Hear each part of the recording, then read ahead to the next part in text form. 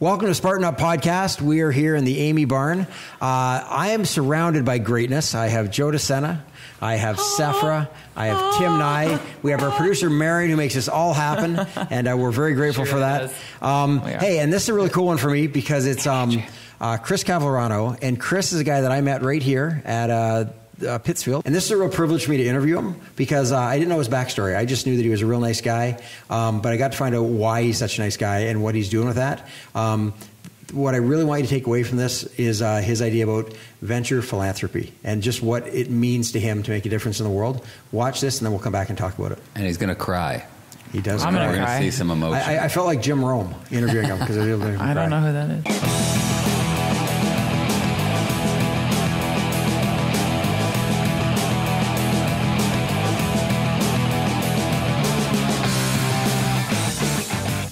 All right, welcome to Spartan Up Podcast. I'm here with Chris Cavallerano. And Chris, the day that I met you, you looked like a guy who needed a ride. He said, jump my car, and we came down to the 431 Project right here at Riverside.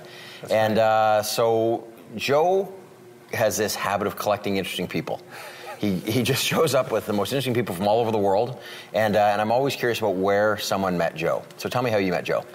I actually met Joe through Zach Evanesh. Zach Evanesh has actually been on the podcast. Yes, Underground Strength Gym. Yeah, he's great. Live the code. He's just a straight up, awesome guy and really cares about kids and performance and just, using the I call him a soul lifter. Yeah, okay, cool. He's a guy who uses, training and both physically and mentally to not just make better athletes but better humans. For sure. And kind of, I think, elevate them from a spiritual sense. At the time, I was coaching a group of guys who basically, 40, 50-year-olds saying like, geez, now I got kids, but I haven't been taking care of myself. How can I get in shape? And Spartan was a perfect way for them to kind of get back in the fight, if you will. Yeah, and sure. Unbeknownst to us, we took on, at the time, the toughest, Spartan race that we could find, which was the World Championships at Killington. Yeah. So we did the Beast there, and that was about, I'd say, 100 times harder than like an Ironman race, which I've done. It was tough. Yeah.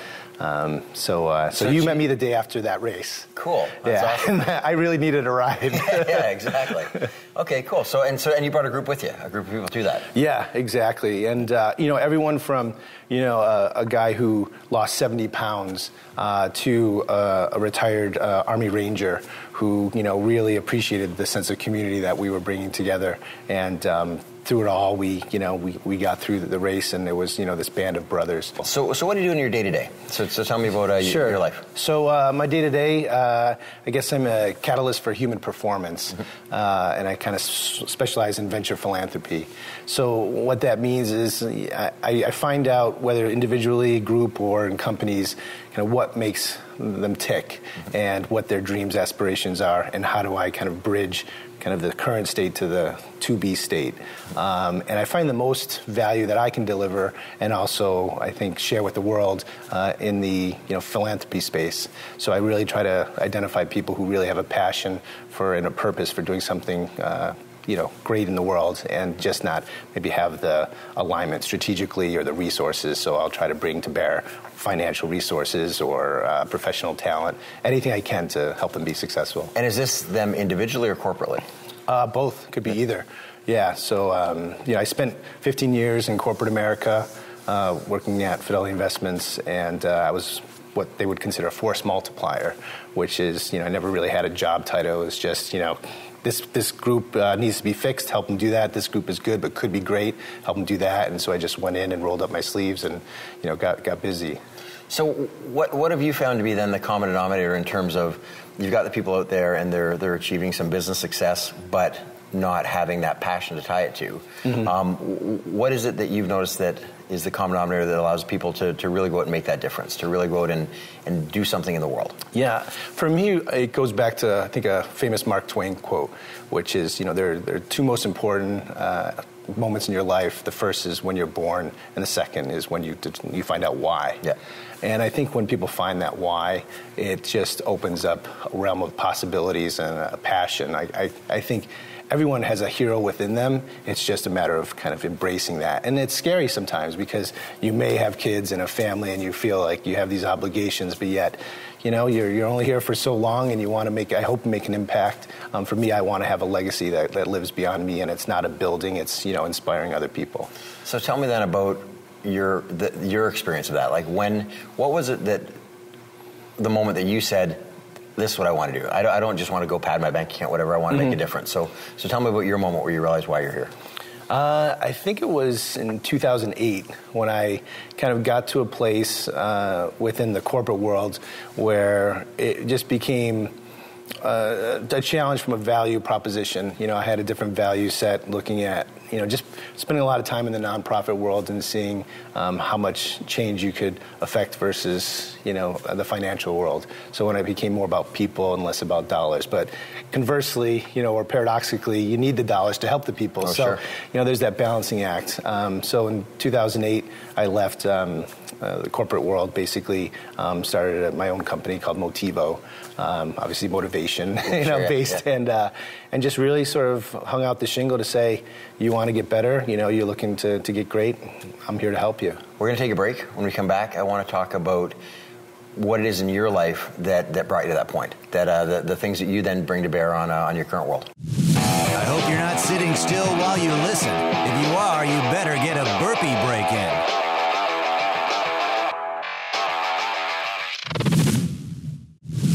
Okay, Chris, so we're talking about the moment you decided that you didn't just want to be a businessman, that you wanted to actually be someone who could help harness business to good causes. And I applaud that hugely. I think that's massively important. And when you said that, money's not bad. You need the money to do the good. It's just a matter of how you pull those things together. So tell me about your life and what led to that, like the lessons that you learned along the way that made you want to do that and give you the skills to help people do that. Mm-hmm. Well, I really believe everyone has, a story. And for me, growing up, my parents split when I was 4 years old. I was a latchkey kid, meaning, my mom was a single mom. She was working a ton. I literally lived on a dead-end street, and my bus stop was in front of a bar. Yeah. And you come out of that environment, and you want to do better, for yourself, for other people. And you just know, like, that wherever you're at, you can always do something for somebody else. And it was really interesting because it wasn't until I had my own family and my own kids, I was teaching my kids how to tie their shoes. And they couldn't get it. Like, I was like, no, you do it this way. And I asked my wife, Jenny, and I said, she's like, what am I doing wrong? Like, I'm trying to teach them how to tie their shoes. And she watched. She's like, oh, let me watch. She's a teacher. She like observes, So I go and do it, and she goes, you're doing it like for them as opposed to them doing it for themselves. And I basically was doing it backwards. And I was like, why do I tie shoes as if I'm tying it for someone else? And I asked my mom, I was like, what, did something happen? Like, what did I? And she said, well, when you were in nursery school, kids with special needs and stuff who weren't able to tie their shoes, like, that was your job. Yeah. You're like 5, 6 years old or whatever, and you're tying other kids' shoes. And it was at that point, whether I knew it along that path, that I knew like my purpose was to serve others. Yeah. So yeah, and I didn't, you kind of come full circle, and so that business path really evolved because I was maybe 5 or 6 years old. I was looking out the window of our apartment, and when you're like living in upstate New York and you have an apartment, you don't have a lot, staying in like trail parks and stuff. And anyway, long story short, we used to dumpster dive. So we try to get toys out of dumpsters and stuff because people would throw away perfectly good stuff. Yeah, sure. And I was watching in the garage, the garbage guy came, he picked up like a teddy bear or something. And I was like, It's like, damn, like he beat it, like he got the good stuff, right? So I said, you know what? Like, I said out loud, and my mom was there, like cooking, and I said, I'm going to be a garbage man. Yeah. And my mom's like, you can't be a garbage man. They don't make any money. And I was like, okay, well, who makes money? And they said, doctors and lawyers. So I remembered, like, the day before, my buddy stepped on a frog, and I almost threw up. Like, I was like, you can't be a doctor. So I'm going to be a lawyer. Yep. So, you know, at 6 years old, I decided I'm going to be a lawyer, and I just sort of was on that path. I guess we all find ourselves on a path, and sometimes it's by our own choosing, and sometimes it's through other forces. And I followed that path to, you know, law school and, you know, in college and all that. And but I get to that point in my business career where I just felt like, you know what, there's something inside me I don't quite know, but, you know, here's my why. It's giving back and using all those skills, right? All those skills I learned in business school and economics and psychology to help people. It's funny, a lot of people, they don't go that far back when they're looking at the influences on themselves, and I understand from a psychology standpoint that most of our real formative experiences actually do happen when we're very, very young. Right. And, you know, the things that happen later on in life, we see those as the informative things, and yet they are sometimes predetermined by who we were when we were little, right? So it's interesting that you're able to go back to that moment and realize that all the decisions after that actually were shaped by those very, very early experiences. Yep. And so, again, you know, I love that you understood that you got to do the work and you've got to develop the success to be in a position to then help more people. And, you know, it wasn't just from day one, I'm just going to be the guy who just, you know, Mother Teresa, I'm going to go into the slums. And so you found a way to make a huge difference for people. And I love when you talk about the force multiplier in what you're doing now too, right? It's the idea that you're helping to leverage other people's success as well. So along the way, and I know that you and I share a love of wrestling too. Sure. I had a wrestling background, Colonel Nye as well. And so tell me about some of those experiences along the way. Some of the things that taught you the teamwork, the resilience, the toughness. Yeah, you know, it's really interesting. When I was in college, I went to the University of Rochester. And unbeknownst to me, I took a class with a professor named Edward Deci. And Ed Deci and another professor, Richard Ryan, created an area of psychology called self-determination theory. And it really was the bedrock that then sort of, you look at Angela Duckworth's work or with mindset or grit, and it was the genesis of it, emotional quoting with Daniel Goleman, and it was really based on 3 pillars and it wasn't to say you need to be more motivated, but how are you motivated? Are you intrinsically motivated? So all those things for me come back to what's that fire inside of you that you can inspire. And so with self-determination theory, they're looking for, you know, 3 pillars. They're looking for, you know, is there autonomy, like free choice? Is there kind of this search for competency where you're perpetually learning? And finally, is there community? And what their research sort of bore out, and what I did in both my, you know, nonprofit as well as for-profit practice, was really try to inspire the fire in people using that paradigm. And what the research bore out was that, in fact, people were the happiest, most successful when they were intrinsically motivated in that context of self-determination theory. So I just want to go through those things now that really resonated with me. So autonomy, the idea that you're making your choices and you're doing what you want to do. Yep. Competency, that it's actually something that you are good at and are inspired to get better at and continue and you can never really truly master. Yeah, sure. So there's always something to move forward to. Exactly. But that it's in the context of community. Absolutely. Because outside of that, what's it matter? Exactly. That's really cool. Yeah, and so, you know, it was amazing because as people would kind of come to me for, you know, help, a lot of times, you know, people are like, is it the carrot or the stick?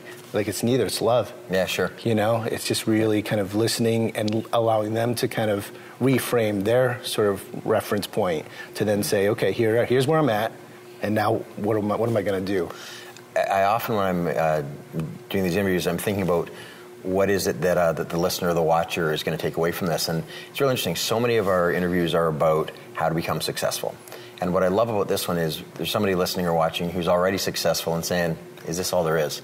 You know what I mean? Like successful in terms of material and business and whatnot, but saying, man, I thought it was going to be more than this. And I think that, you know, what they can learn from this is that there is more than this. It's how do you now use this to do something important? Yeah, I think, there's an Eastern philosophy called Kaizen, which is continuous improvement. And that's really kind of the continuum that I kind of find myself on, is just always constantly sort of challenge myself. How can I be better? How can I do more? How can I, help others? And, that's been a good path for me. Cool. Hey, I'm very, very glad that I saw you standing beside my car. And Yeah, said, man. Dude, you need a ride. I do. Thank you very much. You're welcome. Hey, Chris, thanks so much. Great stuff, Johnny. Absolutely. I'll tell you what, I even got a little misty. You guys got a little misty on that one? Yeah. Were you Some crying? tears. I'll tell you, it was a real surprise for me because, like I say, I knew Chris was a real nice guy. He's actually sent me some books. So one day he asked me if I'd read anything by, I think it was Stephen Pressfield, and he sent me a couple of his books and a couple others. Just nice. a really neat, thoughtful guy. But I didn't realize his whole story about how he'd grown up and what had shaped him. And you can really hear how committed he is to people, and how much it means to him. And when he got choked up, I got choked up. It was really something. Real men do cry. Well, but yes to all of that, and this was very emotional. Carl and I, do you cry? Did you cry? No, but that's not to say that I never have, obviously. But what happens, I think it's a little bit like yawning. Especially when a grown man is in front of you and something's emotional, it is hard not to be emotional as well because you make a connection, and it is hard to look at somebody who's crying or having an emotional moment and not. If you're making a connection and you know laughing. That this person is somebody you know, no, you don't start laughing. I do kind of. That's my emotional reaction. Well, one day you will grow up, and that'll I think change. I have lots of empathy, and I think maybe sometimes if people are going through a sad experience, you can be like, I'm here in joy for you. Well, you're trying to deflect something, but anyway, I hope. Hey, Joe, let's just I step back. I hope you get my point. Anyway, no, I thought this was a great story, and I thought. When you talked about his commitment to help others and how young that started, he's talking about tying the shoes. Yeah. He's talking about tying shoes of disabled children when he was just a child. Yeah. So he is imprinted or blueprinted or DNA stamped or whatever, and he's got a lot of empathy, and he's had it his whole life. Yeah. But he's kept it, and it never went away from him. It's still part of who he is. And nourish that soil, if you would. Absolutely. Yes, I would. But also, again. I love how he's now taken it another step, and he's actually created a company that what he does is he helps people see how they can make a bigger impact in the world. This whole idea of venture philanthropy. And so it's not just how can I make a difference, it's how can I now take my natural abilities, my natural tendencies, and help other people leverage their opportunities to make a difference. I think that's hugely powerful. Yeah. Well... Yeah, in a welcome space, right? I mean, I think it's like that's a great platform to be able to provide in our world. And it's just like saying, "Hey, what are you awesome at, and what do you love?" And then, here you go. Let me support you. I don't know if you remember the podcast we had with Alan Jope from Unilever. Yep, very much so. And he said, I mean, they own a ton of brands. They're obviously a very successful company, but they were applying philanthropy and purpose to a lot of their brands. And once they did, they found that the brands actually did much better. Absolutely. So it's not enough just to be in business and be focused on making some money. I actually have been having the conversation internally with the board and saying, couldn't we measure our success instead of on profitability? You could imagine how this went over. Sure, yeah. But on number of lives changed. Yeah. Right? Absolutely. But unfortunately, you can't cash that at the bank. Well, there's different metrics. Sorry, Caroline. No, go right ahead. May I? Okay. Thank you. I defer. So I have empathy. For all those people out there, because I get some tweets or some emails sometimes that says that people think I get a little frustrated. I would like Sefra to be my daughter or daughter-in-law. Oh, yeah. So I just get that out of the way. His son's really handsome. All right, let's brilliant. go on. Okay. Anyways, no, but I think a lot of companies now, they have their triple bottom line. It's not just enough to make money. It's like you have to make your bottom line. You have to do something good for the community, do something good for the world. It's a lot of what permaculture says. Earth care, people care, fair share. You know what I mean? It's not enough to just... It's the same model has gone stale. And I think like what Vandana Shiva, who's a great seed activist, she's like the female Gandhi. I just got to hang out with her. Anyway. There's the global happiness index. So oftentimes with food, they say like, oh, we need to feed the world, but you're feeding them empty, non-nutritious calories. So instead of measuring it by yield, if you're measuring it by nutrient density, it wouldn't matter that you were growing less. It's like better for you. It's the same thing with like gross happiness index. I forget what country did that, right?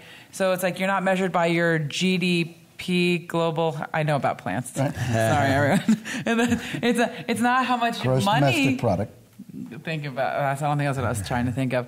It's not about how much money you make. It's about how much happiness you make. And so I think that metric in terms of this industry, it makes much more sense. Ultimately, Joe, I'm going to suggest that even though you joke about that it's hard to get that past the board when there's quarterly results, I think you are doing that, and I think the board would agree with that too. That you are playing a long game, because you could go out and squeeze out a little bit more money out of the races and invest a little bit less back into it and pull more out every time. But I've been around Spartan for a long time, and I see the commitment to constantly growing it, not just in terms of as a business, but as a movement. And it really has become more of a movement than a business even. And in the long run, that's what is going to make the difference. Because if you're not changing people's lives, I just did an interview recently actually for a race out in Vancouver. And I said, this isn't just to come out and run around in the mud and get some pictures. This is about changing your life. And you'll find that you'll not just change your life, but the lives of people around you. And it really resonated with the interviewer, because what you're doing with Spartan and what we're all doing with this podcast with everything else, none of us are here to get rich. This isn't to make money. This is to impact and change lives. And like that 14-year-old kid who just did the Agogi. Absolutely, yeah. It's not even venture philanthropy. Maybe it's adventure philanthropy. and in terms of Joe Polish was another interview we did recently, and he talked about what did he say? He said any ethical product, is eventually going to generate. What do you say? Anything that you do ethically and sell ethically is a good product. Is a good product, and you can feel good about any profit that comes out of that. And so the same thing with this, in terms of changing people's lives, and what Chris is trying to do with changing people's lives. And I think it's what attracts people like that to you and to Spartan. The 431 project, which was Spartan driven, none of those people were here to say, how can I make more money? Right. Some of them were here because they make a lot of money. It's what can I do with this? What can I now do to make a bigger difference in the world? And so, so that opportunity to leverage, and again, I look at a number of interviews we've done recently with people who are really accumulators of influence. Right, Roman Sunder, who's pulling all these people together. Kelly Slater, greatest surfer in history, but what's that mean if you're not going to do something with it? David Guetta, one of the greatest DJs in history. What does that mean if you're not going to do something with it? Sure. When you can pull those people together and then they can go out and create positive change in the world, it's absolutely enormous. So, this comes back to Chris and what he's doing. But I just want to acknowledge that I can't think of many companies in the world who are more committed to actually changing people's lives than Spartan is, as opposed to just making profit. It certainly has changed our lives. So please subscribe. So if you could, please subscribe. Tell some people to subscribe. Check us out, Spartan.com/podcast. You can check out old podcasts, new podcasts. YouTube, iTunes. You can learn how to plant some seeds with Sefra. Maybe join the Army with Army, okay? Army would be fine. Join us in our adventure philanthropic endeavor. Or just hang out and be happy with me. Yeah, if you need a head check, check out Johnny. See ya. Thank you for watching another epic story of success. If you like our message, please share Spartan Up with your friends and subscribe on iTunes, YouTube, or wherever you catch our show, maybe in the woods. Spartan Up is brought to you by Spartan Race. To find a race near you, visit Spartan.com.